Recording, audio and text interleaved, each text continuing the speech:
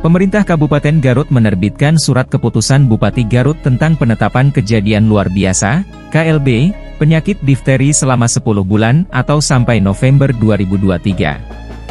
Status KLB difteri ditetapkan setelah meningkatnya penularan penyakit tersebut dalam beberapa pekan terakhir sehingga menyebabkan 7 warga meninggal dunia.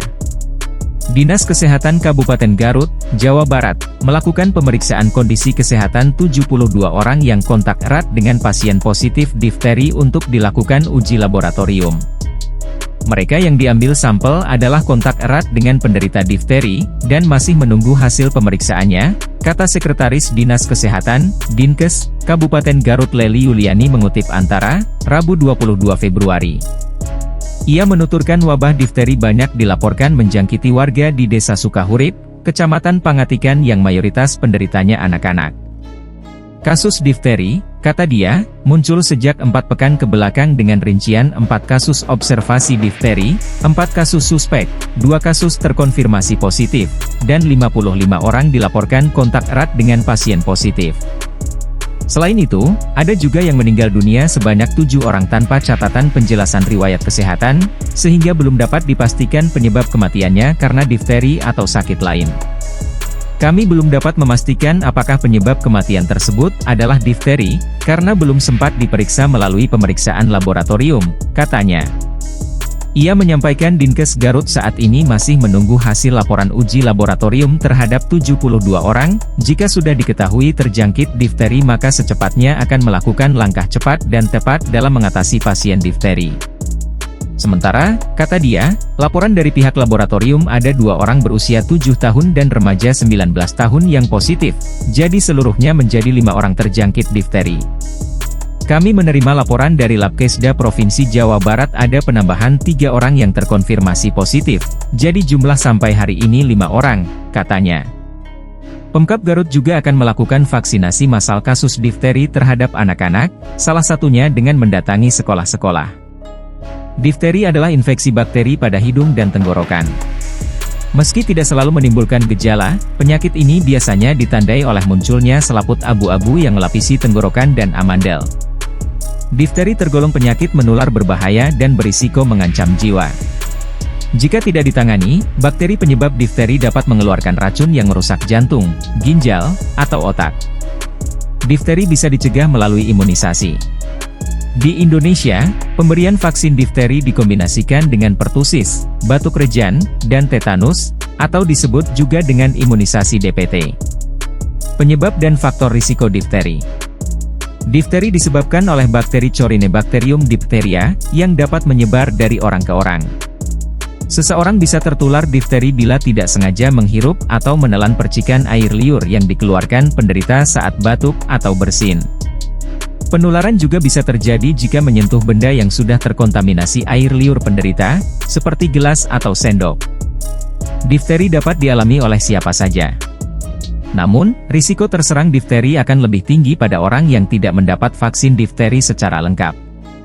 Selain itu, difteri juga lebih berisiko terjadi pada orang yang tinggal di area padat penduduk atau buruk kebersihannya. Bepergian ke wilayah yang sedang terjadi wabah difteri. Memiliki daya tahan tubuh lemah, misalnya karena menderita AIDS. Gejala difteri. Gejala difteri muncul 2-5 hari setelah seseorang terinfeksi.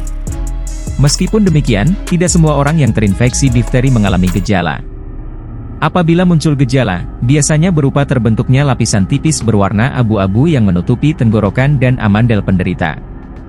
Selain lapisan abu-abu di tenggorokan, gejala lain yang dapat muncul meliputi sakit tenggorokan, suara serak, batuk, pilek, demam, menggigil, lemas. Muncul benjolan di leher akibat pembengkakan kelenjar getah bening. Kapan harus ke dokter? Lakukan pemeriksaan ke dokter jika mengalami gejala penyakit difteri di atas, terutama bila memiliki risiko untuk tertular. Segera ke IGD rumah sakit untuk mendapatkan pertolongan medis jika muncul gejala difteri yang lebih berat, seperti gangguan penglihatan, keringat dingin, sesak napas, jantung berdebar, kulit pucat atau membiru. Diagnosis difteri. Dokter dapat menduga pasien terkena difteri jika terdapat lapisan abu-abu di tenggorokan atau amandelnya. Namun, untuk memastikannya, dokter akan melakukan pemeriksaan usap atau swab tenggorok. Pemeriksaan usap tenggorok dilakukan dengan mengambil sampel lendir dari tenggorokan pasien, untuk kemudian diteliti di laboratorium. Pengobatan difteri. Difteri tergolong penyakit serius dan harus diatasi sesegera mungkin. Menurut data statistik, 1 dari 10 pasien difteri meninggal dunia meski telah mendapat pengobatan.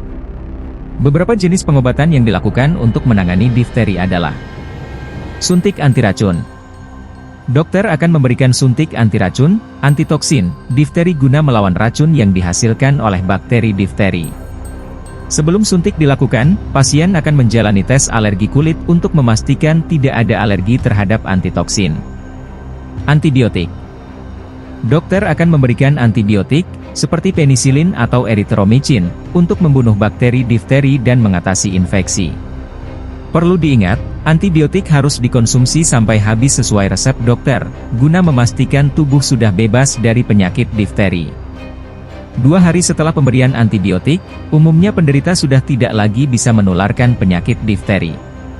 Penanganan difteri dilakukan di dalam ruang isolasi di rumah sakit, guna mencegah penularan penyakit ini ke orang lain. Jika diperlukan, dokter juga akan meresepkan antibiotik pada keluarga pasien. Bagi pasien yang mengalami sesak napas akibat selaput di tenggorokan yang menghalangi aliran udara, dokter akan memasang alat bantu napas. Komplikasi difteri. Bakteri penyebab difteri menghasilkan racun yang bisa merusak jaringan di hidung dan tenggorokan, hingga menyumbat saluran pernapasan. Racun tersebut juga bisa menyebar melalui aliran darah dan menyerang berbagai organ. Komplikasi yang dapat terjadi antara lain radang otot jantung, miokarditis, pneumonia atau infeksi paru-paru, gagal ginjal, kerusakan saraf, kelumpuhan. Pencegahan difteri. Difteri dapat dicegah dengan melakukan beberapa upaya berikut. Imunisasi DPT. Pastikan anak menerima imunisasi DPT, yaitu pemberian vaksin difteri yang dikombinasikan dengan vaksin tetanus dan batuk rejan, pertusis. Imunisasi DPT merupakan salah satu imunisasi wajib di Indonesia yang diberikan pada usia 2, 3, 4, dan 18 bulan, serta usia 5 tahun. Konsultasi dengan dokter. Konsultasikan dengan dokter jika anak belum mendapatkan vaksin DPT, terutama jika sudah berusia lebih dari 7 tahun. Dokter akan memberikan vaksin TAP. Antibiotik. Selain untuk mengatasi difteri, antibiotik juga dapat diberikan pada orang yang kontak dekat dengan penderita sebagai pencegahan.